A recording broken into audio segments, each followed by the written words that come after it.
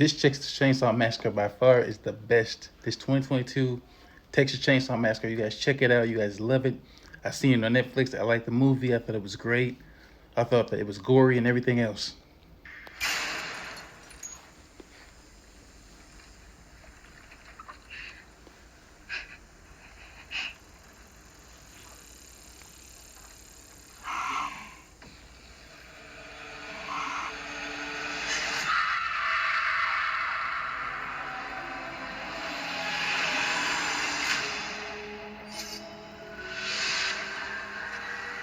So Harlow is a ghost town.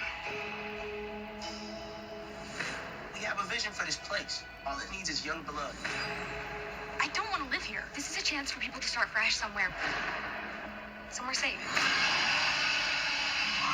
Hey guys, you should see this.